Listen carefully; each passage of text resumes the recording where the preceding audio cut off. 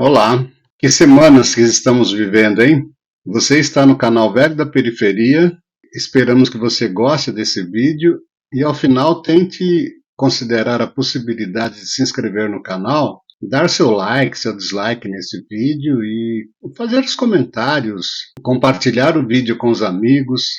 Assim você vai estar ajudando o canal a seguir um pouco mais, né? Levar essa mensagem para um pouco mais de gente. Vamos então ao vídeo de hoje?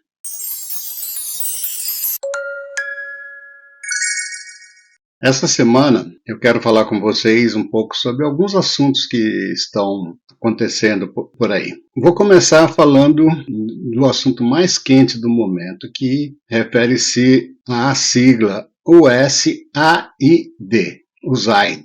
O que significa isso? Vamos tentar explicar um pouco o que significa isso, tentar destrinchar um pouco, né? Essa sigla USAID é uma sigla em inglês que significa United States Agency for International Development, que traduzindo para o português quer dizer Agência dos Estados Unidos para o Desenvolvimento Internacional. Por que isso está afetando tanto o nosso dia a dia aqui no Brasil? Porque essa agência aí é uma das agências que os Estados Unidos joga bilhões e bilhões de dólares nela para, em tese, ajudar comunidades nos países carentes, como o próprio nome diz, né, para tentar desenvolver os países. Entretanto, o Donald Trump, quando foi eleito, ele foi eleito em cima de uma plataforma. E um dos itens da plataforma do Donald Trump é exatamente acabar com o Deep State. O que é o Deep State? Deep State, se você for traduzir assim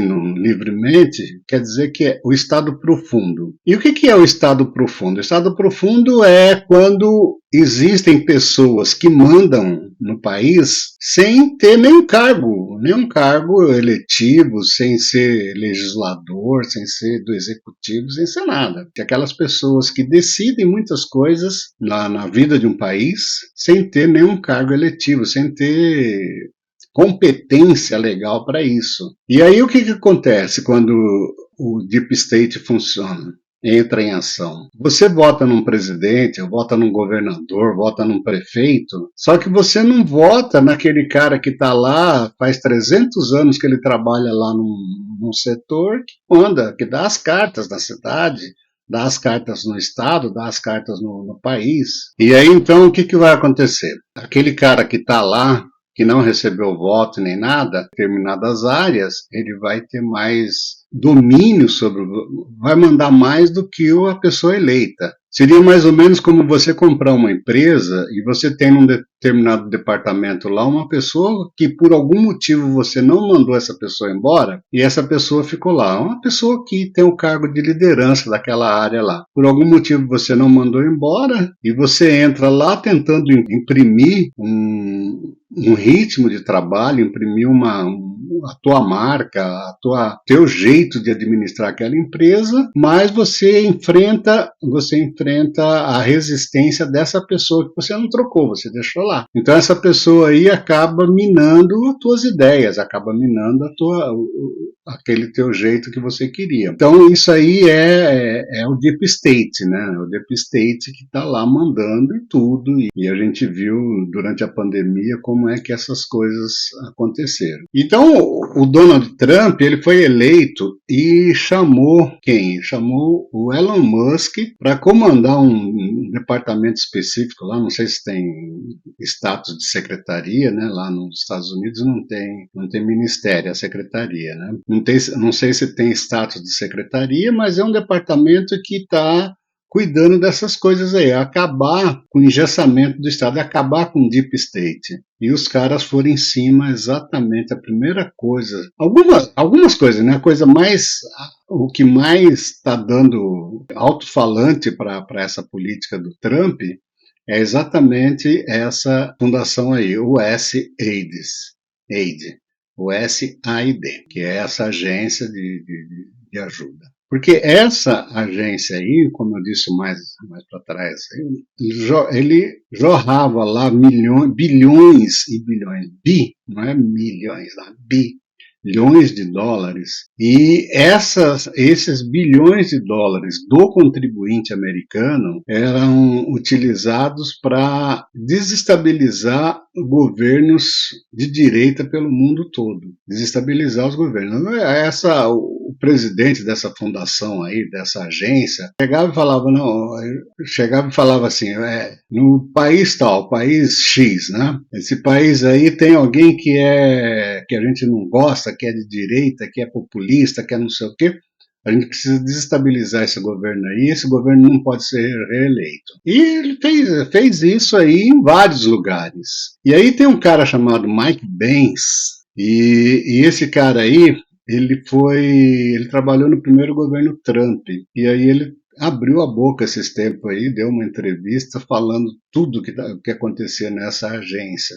Uma das coisas que o Mike Pence falou foi que essa agência aí, ela interferiu diretamente na eleição do Bolsonaro. Ele falou textualmente isso aqui, ó. Sem a USAID, Bolsonaro seria presidente do Brasil hoje.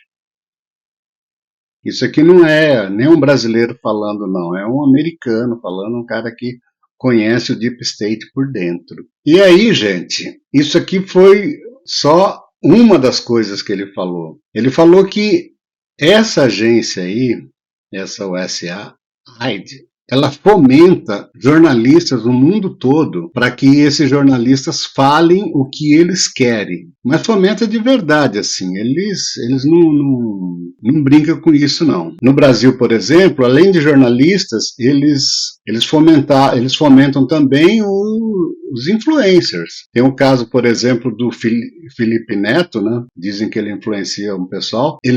Só ele recebeu R$ 170 mil da embaixada americana através dessa agência aí para, sabe o quê? Combater as fake news. E dizem que isso aí, a lista de contribuição que essa USAID faz é monstruosa. Monstruosa. Quem teve acesso a ela está por aí. Uma hora eu ainda vou pegá-la e ler ela inteirinha para a gente ver. Ela está por aí em algum ponto da internet. A gente consegue ter acesso. Mas ela financiou assim coisas absurdas, né? Deu $30 mil em um lado, $30 mil em outro. Por exemplo, né, uma das coisas que eles divulgaram é que deu $30 mil por uma ONG no Peru preparar uma história em quadrinhos sobre LGBT, sobre diversidade de gênero. História em quadrinho. Então, imagina se é uma história em quadrinho, imagina qual que é o público-alvo de um material desse aí. Em outro, na Colômbia, ela teria patrocinado também com outros $30, $40 mil uma peça LGBT, também sobre a diversidade de gênero, uma peça teatral. E dizem que tem muita gente no Brasil que está embaixo está na folha de pagamento dessa empresa aí, não na folha de pagamento, né? É financiado por essa empresa, por essa agência, para falar o que eles querem. Então, imagina só o desespero desse pessoal. E o mais grave de tudo é que aqui no Brasil as coisas não aconteceram só com a imprensa, só com os influencers. Aconteceu em todos os ramos, em todas as áreas de atuação política, jurídica brasileira.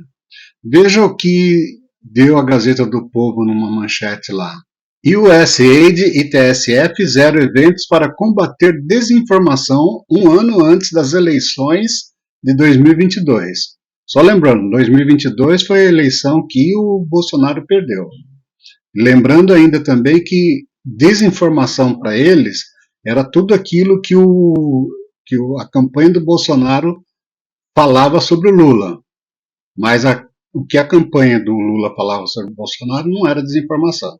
Então foram decisões assim esdrúxulas sobre não podia falar que o Lula era amigo do Maduro, não podia falar que o Lula tinha sido preso, imagina, não podia falar que o Lula tinha sido preso, verdade.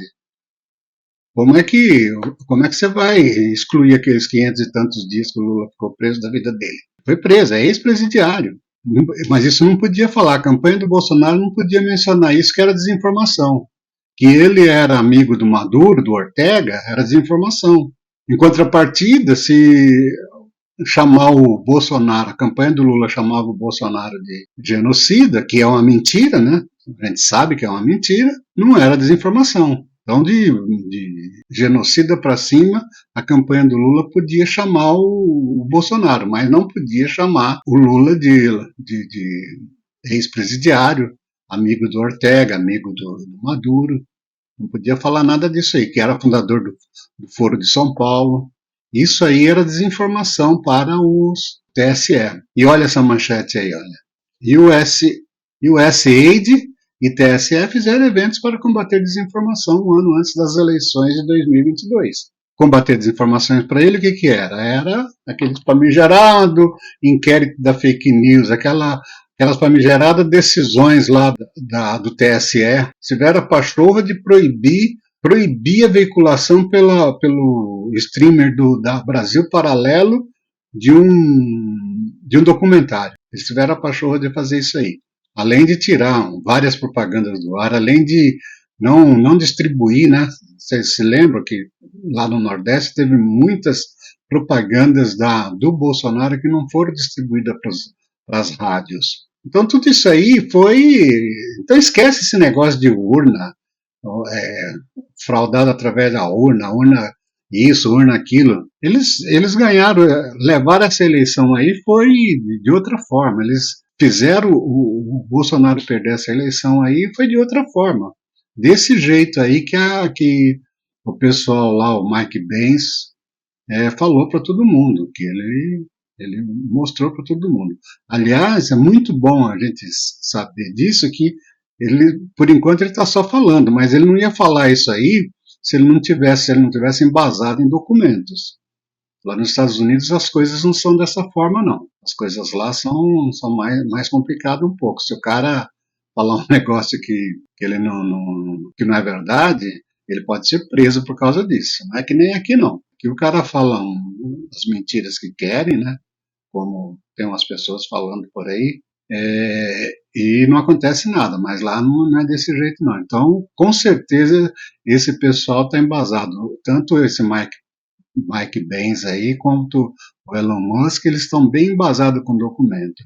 E na hora certa esses documentos vão aparecer, para nossa alegria, esses documentos vão aparecer. E aliás, esse pessoal já está com a barba de molho, né? Tem gente aí, nesse final de semana mesmo, a gente já viu o Alexandre de Moraes dar um cavalinho de pau aí em algumas decisões.